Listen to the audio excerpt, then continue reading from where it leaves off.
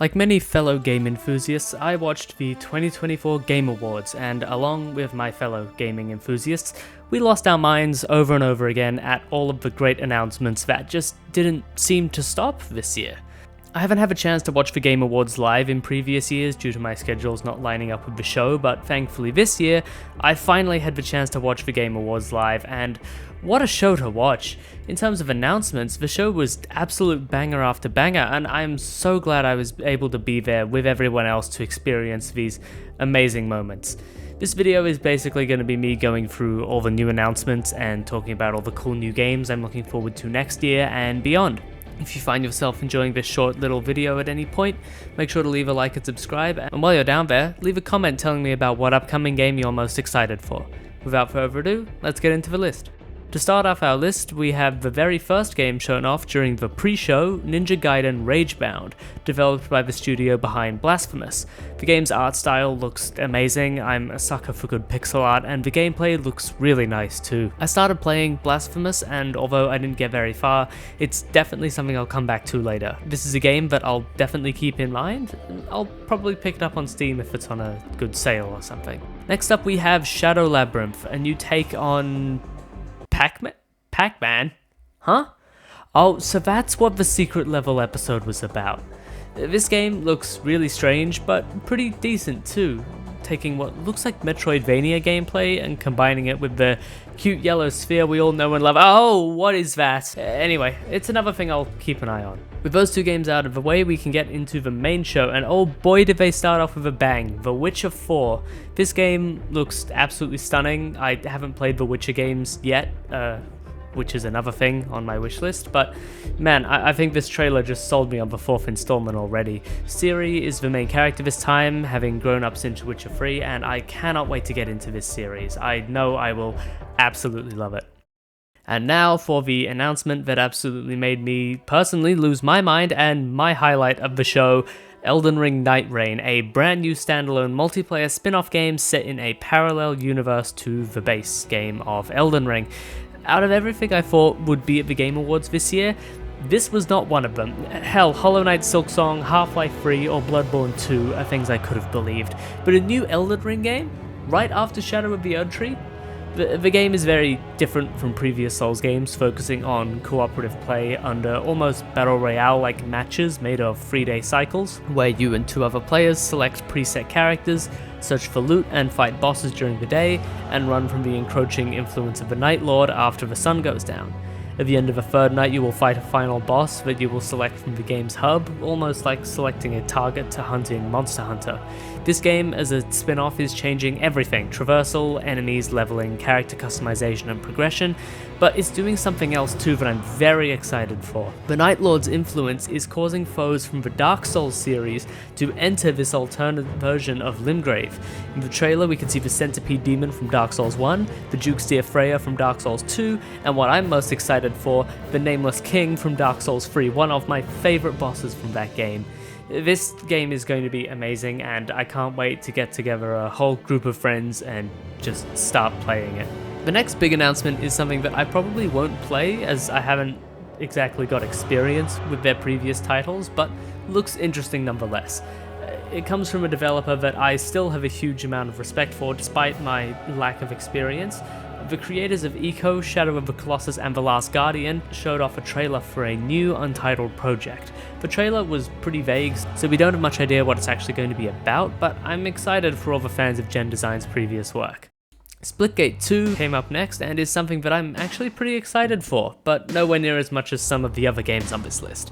I enjoyed the first Splitgate a bit, but being multiplayer I kind of fell off of it before it started to lose momentum, but Splitgate 2 looks pretty promising, maintaining the feel and mechanics of the original, while adding new abilities and classes that remind me of Destiny 2's PvP, but better because it's not Destiny 2's PvP. I'm keeping an eye on it, but as I've been looking for a good PvP game recently, but I'm not going to prioritize it over any of the single player stuff. Turok Origins is something that I was not expecting to see here, but I'm pretty happy that it did. Turok is an older franchise, kind of like a Doom clone but with dinosaurs, so on paper, the coolest thing ever. This new entry looks pretty promising. I just hope it's able to be played in single player and that the switch from first to third person isn't too much of a problem. I'm all for the revival of older cult franchises, and if this game can get an almost Doom 2016 treatment, I think it'll be a very solid title and a very fun time. I was so happy when watching the Game Awards to see the broadcast cut to a super rough public service announcement. As soon as I did, I literally just stood up and didn't stop saluting until the end of the trailer. By the way, props to Geoff for getting the guy from the opening cutscene back to introduce the new update. It wouldn't have been the same without him. Speaking of the new update, the Illuminate are finally back. This trailer kicked ass. I was so excited to see the car, the new enemies, urban environments, and all the other cool things they showed off. And the fact that it was out now too made the whole thing so much better. Immediately after the show, I hopped on and dropped into a level 4 mission to try and get comfortable, which was a mistake. Seriously, the Illuminate are a tough faction, constantly swarming you if you're not careful, while still being able to attack from range. The update is very welcome, and the Game Awards were the perfect place to show off this new faction in all their disgusting, treasonous glory. Another trailer that caught my attention was for a game called The First Berserker Kazan, which I have literally no information on, but it looked like a cool Souls-like dark fantasy, but with the brutality of God of War, so something that I might keep in mind. Den of Wolves looked like a cool co-op game from the creators of GTFO and Payday, but honestly the coolest thing for me was the audio mixing, which was bloody fantastic in the trailer. Also something I might look into, assuming that it launches well, which granted, these are the Payday guys, so that's not exactly a possibility, but you know, we'll see. Now for an interesting announcement, Dispatch, a unique spin on the idea of superheroes. Finally, this trailer looks like such a breath of fresh air from the mundane sameness of the superhero genre, and the comedy seems pretty decent too. Artistically, the game looks great, and the voice cast is fantastic too, with recognizable names like Laura Bailey, Aaron Paul, Jeffrey Wright, Wait, hold on a sec. You gonna eat those Twinks? Woo! Yeah, baby! That's what I've been waiting for. That's what it's all about. Woo! Anyway, this is something else to add to my ever-growing keep an eye on and maybe playlist. Then an announcement that I loved and was not expecting. Honestly, when Geoff was getting emotional before the reveal, I thought it might be Half-Life 3 or something, but what we got instead was pretty good too. An Okami sequel. Okami is a game that I've always wanted to play, but never have for one reason or another, but with the announcement of a sequel, I really have no excuse now. The presentation of this trailer was awesome, the live music, the visuals, and the reveal of Amaterasu was amazing. I'm very excited for this one. And finally, we had the trailer for Naughty Dog's new IP, Intergalactic: The Heretic Prophet. Although the trailer didn't tell us much about the game, I think right off the bat, visually, the game looks very nice, and the retro-futuristic style is also a neat touch. Since we don't really know that much about the game at the moment, we can't really comment on much else, but I'm looking forward to seeing more information.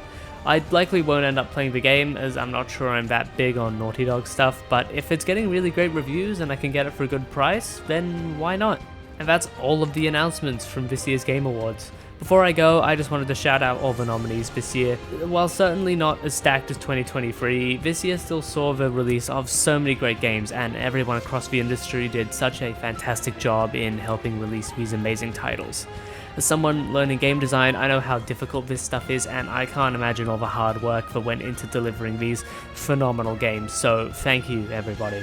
I also wanted to congratulate Astrobot, this year's very deserving winner. Team Asobi, you guys really knocked it out of the park, and I'm looking forward to future games from you guys. I also wanted to thank Geoff Keighley for continuing to host the Game Awards. It's clear that under all of the advertisements and showbiz, he really does care about video games, and I'm glad that he was able to put together the show to begin with, to put a spotlight on all of these deserving titles. I also want to add that it was good of Keighley to acknowledge the flaws that became obvious with the show last year and try to improve on them, even going so far as to allow himself to be mocked by the Muppets in front of everybody. Yeah. Oh, wait. Huh? There's Kojima, look. Ooh. Did you know that Geoff Keighley's friends with him? Yeah, but does Kojima know that? Finally, I wanted to thank last year's recipients of the Game of the Year award, the director of Larian Studios, for his amazing speech at the end. We are in a trying time for the industry, with as many soulless cash grabs being churned out as passion projects being lovingly crafted, and I hope his words at the end of the show will make these corporations think twice about the games that they release and think more carefully about what the audience really wants.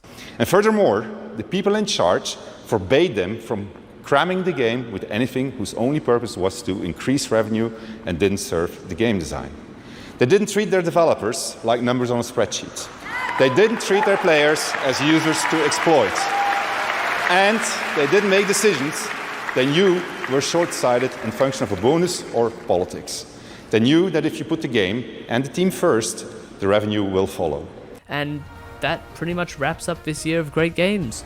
I hope you all enjoyed the video and have a restful Christmas. This video was definitely much shorter, but it's just because quite frankly, I wanted to get something out before I once again take a rather large break to work on more content. Next year is going to be a very busy year, not just for me personally, but for the games industry. So many incredible projects releasing and so little time to play them all. A reminder that if you enjoyed the video, a like and a comment would be appreciated, and if you want, subscribing would be greatly appreciated too. That's all for today. I'll see you next time. Stay safe and stay subscribed.